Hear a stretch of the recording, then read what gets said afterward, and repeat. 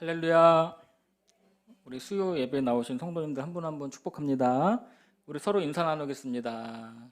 하나님만 찬양합시다.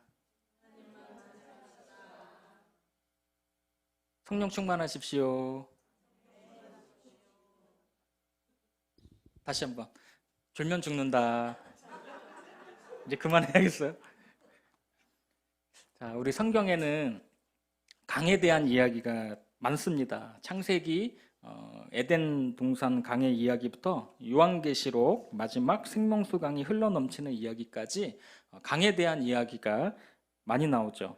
우리 주님도 요한복음 7장 37절로 38절을 보면 생수의 강에 대해서 이야기를 하십니다. 그 말씀을 한번 보세요. 37절 제가 읽고요. 38절 성도님들 읽겠습니다. 명절 끝날 곧 큰 날에 예수께서 서서 외쳐 이르시되 누구든지 목마르거든 내게로 와서 마시라.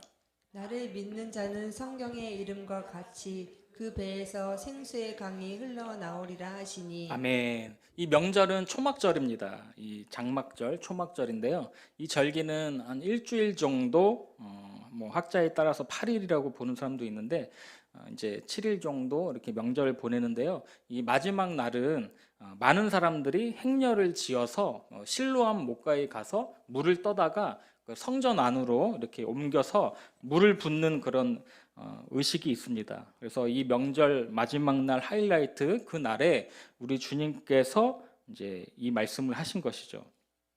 그 당시 백성들은 제사의 제도와 절기는 잘 지켰지만 깊은 영적인 목마름이 있었습니다.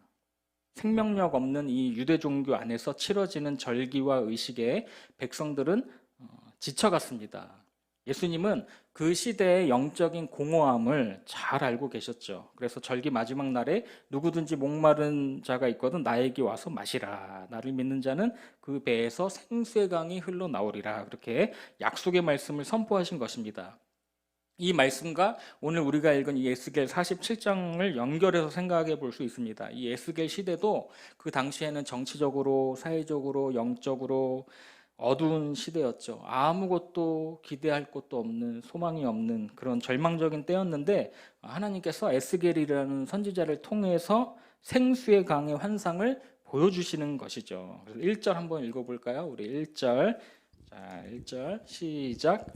그가 나를 데리고 성전 문에 이르시니 성전의 안면이 동쪽을 향하였는데 그 문지방 밑에서 물이 나와 동쪽으로 흐르다가 성전 오른쪽 제단 남쪽으로 흘러내리더라. 아멘. 성전 문지방 밑에서 시작되었죠. 물의 근원이 거기서 시작된 거예요. 근데 그 물이 방향을 바꾸면서 동쪽으로 갔다가 또 제단 남쪽으로 계속 흘러내리고 있습니다. 여러분도 한번 상상을 해보셔야 돼요.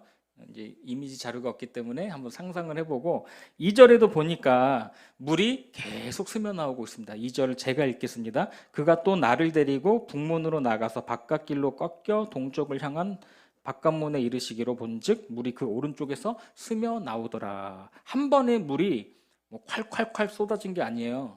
스며 나왔다. 처음에는 스며 나왔습니다. 그런데 그렇게 적게 스며 나왔던 물이 어떻게 되죠? 거대한 강을 이루게 됩니다. 5절. 자, 5절 읽습니다. 시작.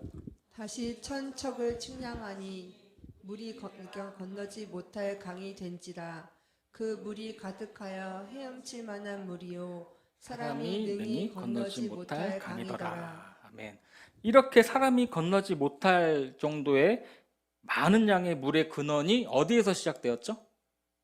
성전에서 시작되었죠. 성전. 여러분들 성전은 어떤 곳입니까? 성전은 어떤 곳이죠?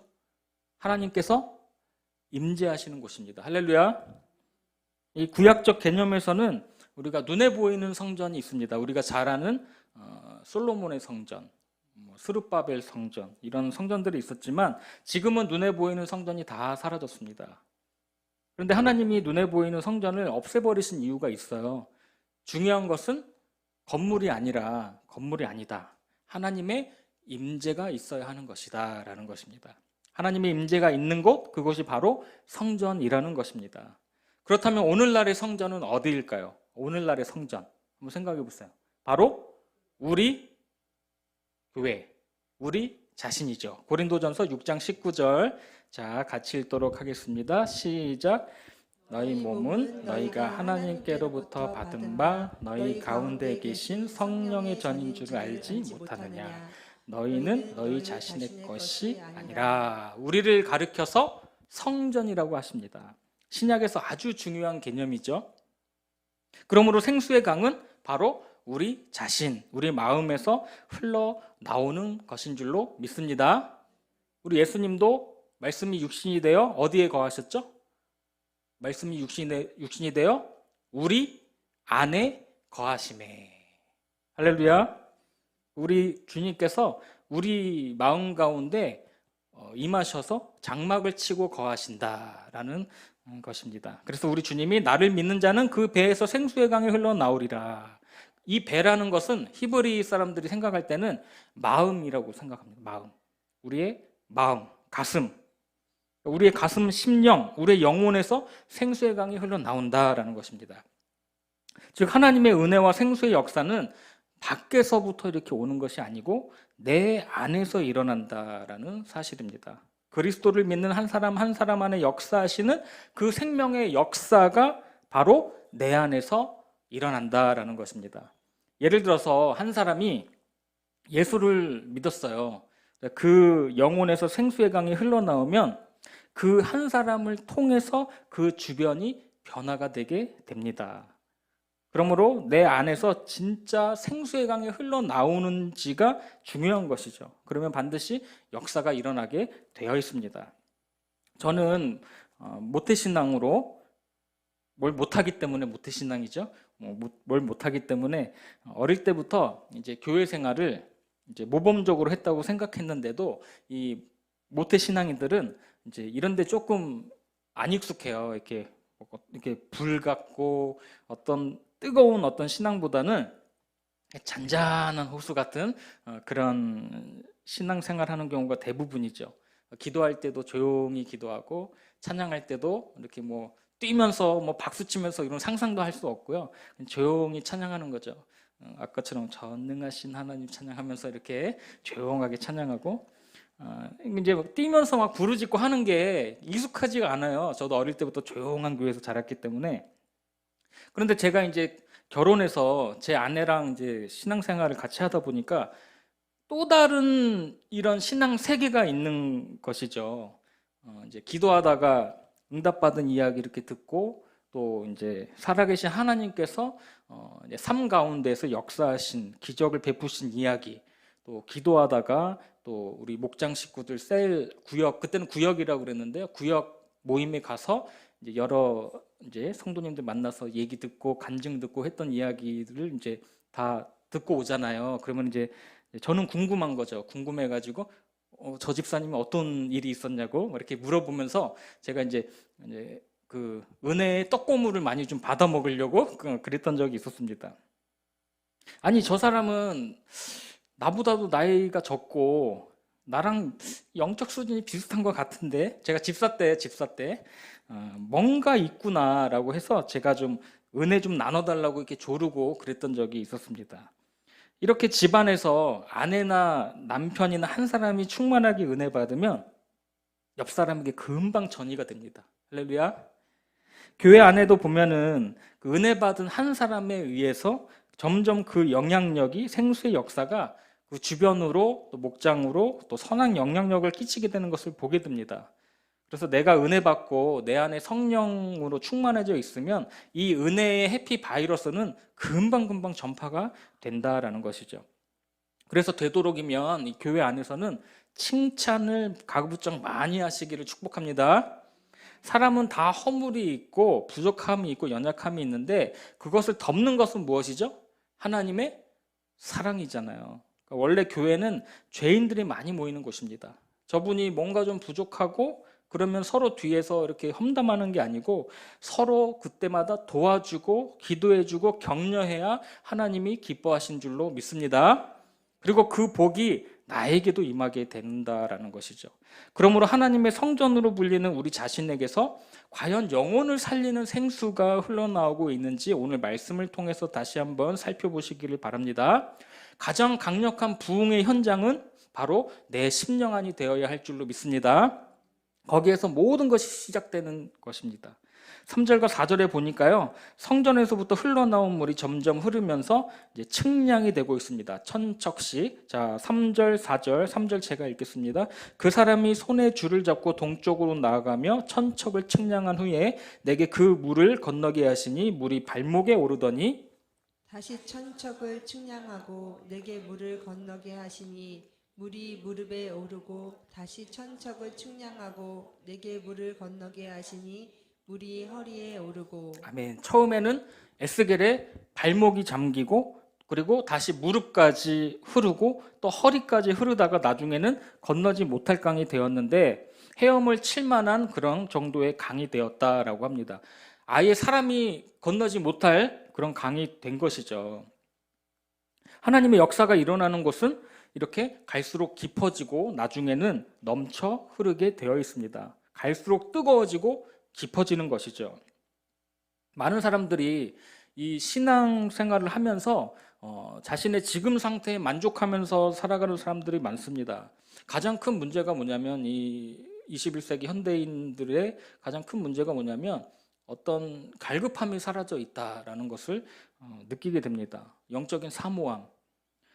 예수님은 누구든지 목마르거든 내게로 오라고 하셨습니다. 오늘 이 밤에 오신 분들은 목마른 분인들로 믿습니다. 그렇게 많은 사람들이 발목 수준에서 신앙생활을 하고 있는 거죠. 발목 수준에서. 그냥 교회만 다니는 수준에서 신앙생활하고 있습니다. 만족하고 있는 것입니다. 사실 발목, 무릎, 허리 정도까지의 수준은요, 어떤 영적 갈급함 없이 그냥 자기 마음대로 그냥 원하는 대로 그렇게 신앙생활을 하는 분들이죠. 어린아이와 같이 아주 초보적인 신앙관을 가지고 그렇게 사는 사람들입니다. 그런데 기독교의 변화라고 하는 것은 이전보다 조금 나아진 정도의 수준을 말하는 것이 아닙니다. 기독교의 변화라는 것은 뭐 담배 끊고 뭐 술을 줄이고 뭐 그 정도의 변화가 아니고요. 더 깊은 영적 세계로 나아가는 것입니다. 할렐루야. 겨우 내가 버티기 정도의 수준을 말하는 것이 아니라 성령님께 내 전 인격이 완전히 압도되어서 매 순간 인도함을 받는 너무나도 놀라운 변화인 것이죠. 할렐루야. 특히 5절에 보세요. 5절에 보시면 물이 흘러넘쳐서 사람이 능히 건너지 못할 강이 되었다라는 것은 무엇을 의미할까요? 내 의지로 하는 것이 아니고 성령님이 일방적으로 나를 이끌고 다니시는 그런 상태를 말하는 것입니다. 성령님께 완전히 압도되어서 다니는 상태, 이런 상태를 부흥이 임했다라는 것입니다. 따라해 보세요. 부흥이 임했다. 부흥이 임하면 사람들이 자신의 의지와 상관없이 성령이 이끌고 다니십니다. 하나님께서 나를 압도해 가시는 거죠. 그 은혜에 내가 결코 저항할 수가 없습니다. 성령님께 내 인생의 주도권을 다 내어드렸기 때문에 이 세상을 살아가면서 담대함이 생기는 거죠. 뭐 어려운 일도 순간순간 있겠지만 성령님이 운전대 잡고 내 인생을 직접 운전해 주시는 것입니다. 내가 생수의 깊은 강에 빠져 있기 때문에 우리가 사는 3차원적인 그 환경에 영향을 받지 않는다라는 것입니다. 이처럼 성령의 깊은 생수의 강에 저와 여러분이 맡겨지면 내 안에 있는 평강과 기쁨을 빼앗아 갈 수 없을 뿐만 아니라 세상적인 욕구도 더는 내 안에서 역사하지 못하게 된다라는 것이죠. 그러므로 깊은 생수의 강에 여러분의 몸을 맡기시기를 축복합니다. 두려워하지 마시고 무서워하지 마시고 성령님이 강권적으로 나를 압도하셔서 임의로 움직이시고 또 우리를 당신의 도구로 사용하실 줄로 믿습니다. 자, 본문 8절에 보면은 물이 흘러 들어가는 곳에는 이제 변화의 역사가 시작됩니다. 자, 8절 읽겠습니다. 시작. 그가 내게 이르시되 이 물이 동쪽으로 향하여 흘러 아라바로 내려가서 바다에 이르리니 이 흘러내리는 물로 그 바다의 물이 되살아나니라. 이제는 그 물이요 이렇게 넘쳐 흐르다가 못해 이제는 변화가 시작됩니다. 이 바다는 어떤 바다냐면 사해 바다를 말합니다. 소금 덩어리이기 때문에 아무 생물이 살 수 없는 바다인데 이 바다에서 생명의 역사가 일어났다라는 것이죠. 물이 흘러들어가는 곳마다 썩었던 물들이 살아나고 살아있는 물로 변화가 되었다라는 것입니다. 이처럼 생수의 강이 흘러넘치면 죽었던 바다가 회복이 되고 죽은 영혼이 살아나는 역사가 일어난다라는 것입니다. 여러분 믿으시죠? 9절 10절도 보세요. 9절 10절. 자, 9절 제가 읽겠습니다. 이 강물이 이르는 곳마다 번성하는 모든 생물이 살고 또 고기가 심이 많으리니 이 물이 흘러 들어가므로 바닷물이 되살아나겠고 이 강이 이르는 각 처의 모든 것이 살 것이며 또 이 강가에 어부가 설 것이니 엔게디에서부터 에네글라임까지 그물 치는 곳이 될 것이라. 그 고기가 각기 종류를 따라 그 바다의 고기같이 심이 많으려니와. 아멘. 생명의 역사가 일어나기 시작하니까 고기들이 이제 많이 모여들기 시작합니다. 죽었던 바다가 생명을 얻으니까 고기들이 많이 모였죠. 여기서 고기는 무엇을 의미하죠? 고기는 믿는 자의 수요가 점점 많아진다라는 것입니다. 강력한 구원의 역사가 일어난다라는 것이죠. 그래서 사도행전에 보면은 한 번 설교할 때마다 3,000명, 5,000명, 나중에는 셀 수 없는 무리가 회개하고 우리 주님께 돌아왔다라는 것을 알 수가 있습니다. 이번에 우리 중고등부 겨울 캠프에 가보니까요, 우리 청소년들이 저는 이제 조금 이제 기우가 있었죠. 우리 중고등부 친구들이 다 저 닮아가지고 얌전하고 또 차분해가지고 뛰지도 못하고 이렇게 그냥 쭈뼛쭈뼛 해가지고 이렇게 남들 교회 뛰는 거 이렇게 바람만 볼까봐 그런 조금 걱정이 있었는데 완전히 기우였습니다. 한번 보실까요? 한 10초 정도?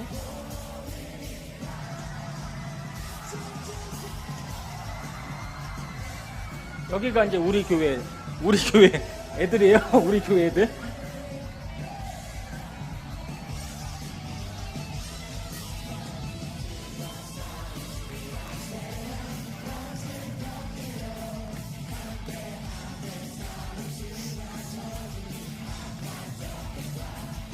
아멘, 할렐루야.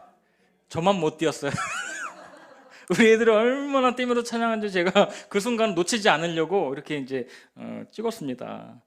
이렇게 다음 세대 청소년들이 간절히 부르짖는 한 한국 교회는 소망이 있다라는 것을 깨닫게 되었습니다.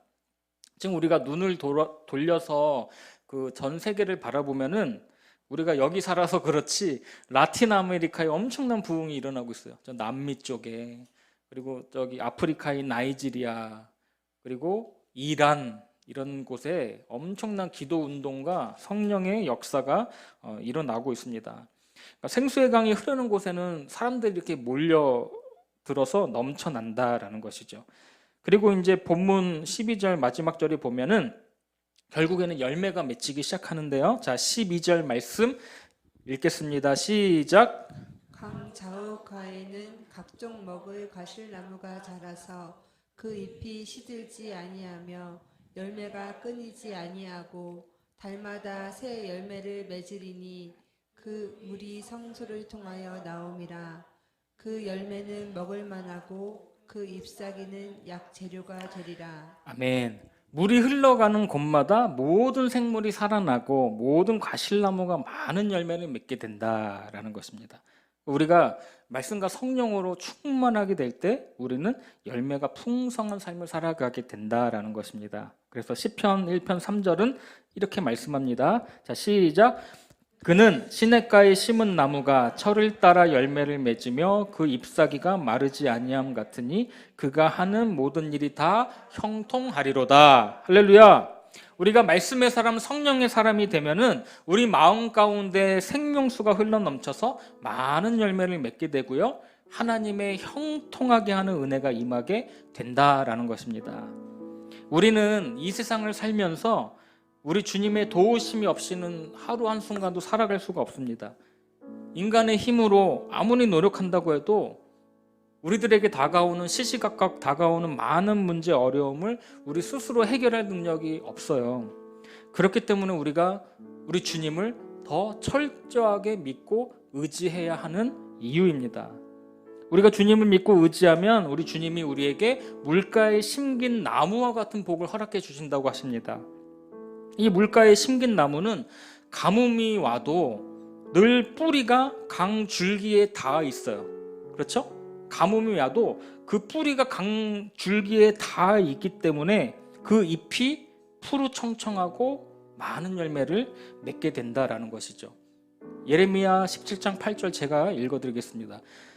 그는 물가에 심어진 나무가 그 뿌리를 강변에 뻗치고 더위가 올지라도 두려워하지 아니하며 그 잎이 청청하며 가무는 해에도 걱정이 없고 결실이 그치지 아니함 같으리라.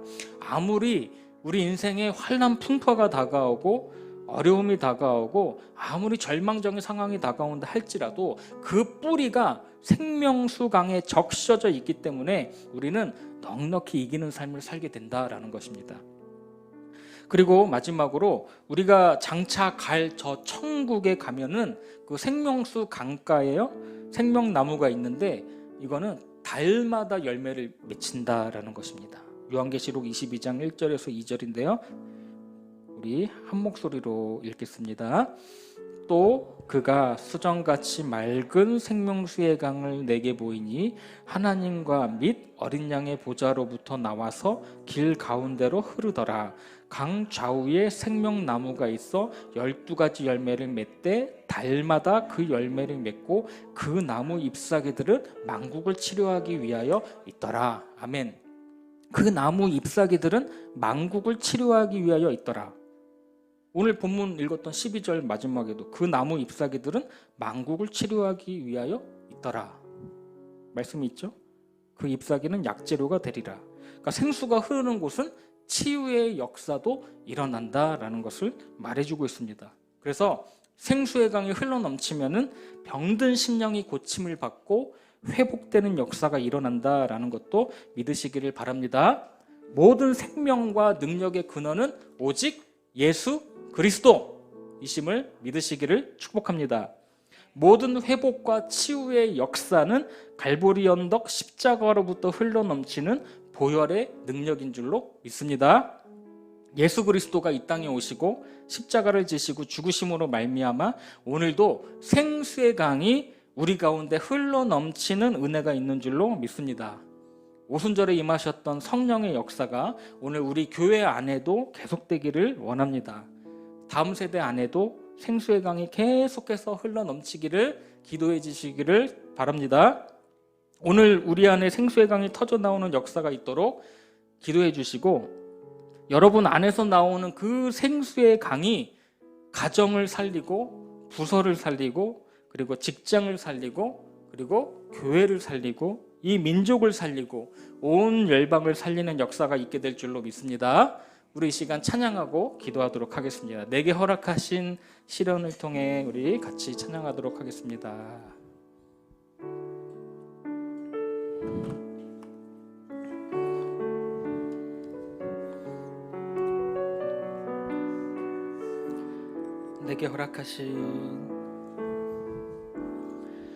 내게 허락하신 시련을 통해 나의 믿음 더욱 강하게 자라나고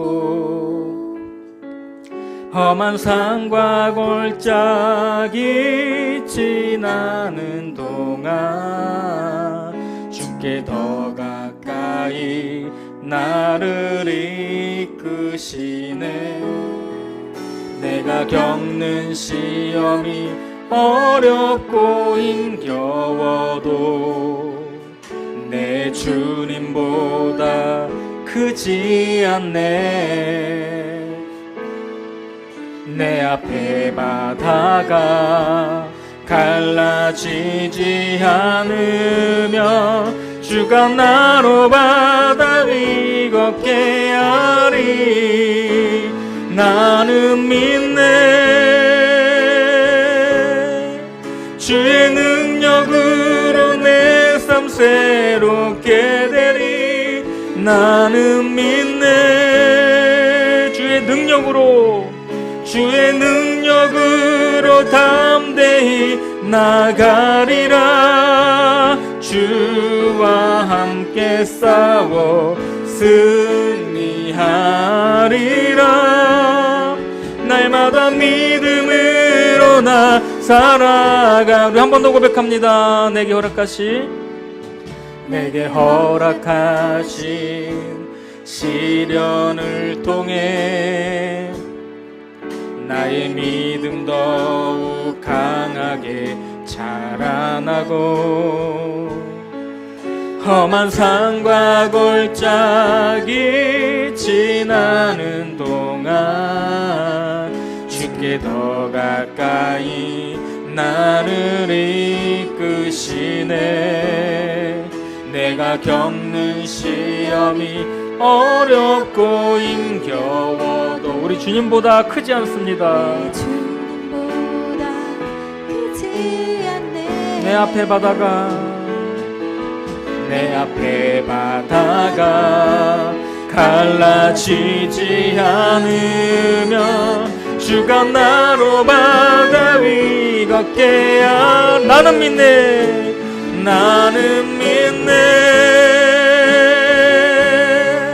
주의 능력으로 내 삶 새롭게 되리. 나는 믿네. 주의 능력으로 담대히 나가리라. 주와 함께 승리하리라. 날마다 믿음으로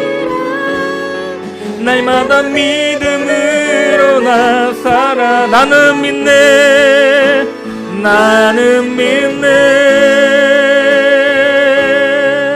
주의 능력으로 내 삶 새롭게 되리. 나는 믿네. 주의 능력으로 담대히 나가리라. 주와 함께 싸워 승리하리라. 날마다 믿음으로 나 살아. 날마다 믿음으로 나 살아. 한 번 더요. 날마다 믿음으로 나 살아가리. 아멘. 오늘 기도하실 때 하나님 부흥의 한가운데 내가 있게 하여 주시고 우리 가정이 있게 하여 주시고 우리 교회가 있게 하여 주옵소서. 내 안에서 끊임없이 생수의 강이 스며나오는 역사가 있게 하여 주시고 오늘 이 밤에 성령의 폭포수와 같은 은혜가 임하게 하여 주옵소서. 우리 다 함께 주여 한번 부르고 통성으로 기도합니다. 주여. 하나님 아버지, 성령의 은혜가 하나님 강같이 흐르게 하여 주시옵소서. 우리의 심령 가운데 흐르게 하여 주시옵소서. 온 열방 가운데 흐르게 하여 주시옵소서. 우리 교회 안에 흐르게 하여 주시옵소서. 우리의 가정 안에도 흐르게 하여 주시옵소서. 오 주여, 성령의 생수가 하나님 모든 질병도 치유해 줄 줄로 믿습니다. 하나님 모든 식었던 우리의 가슴에 하나님 아버지 부흥을 허락하여 주시고 다시금 우리 주님의 이름을 높여드리는 하나님 우리의 놀라운 삶의 여정이 시작될 수 있도록 주 역사하여 주시옵소서. 오 주여, 하나님 우리의 삶 가운데 다가오는 모든 문제와 어려움 가운데에서도 우리 주님을 바라보는 믿음 가지고 나아가기를 간절히 원합니다. 주님 믿는 그 믿음 가지고 나아가기를 원하오니 주여 역사하여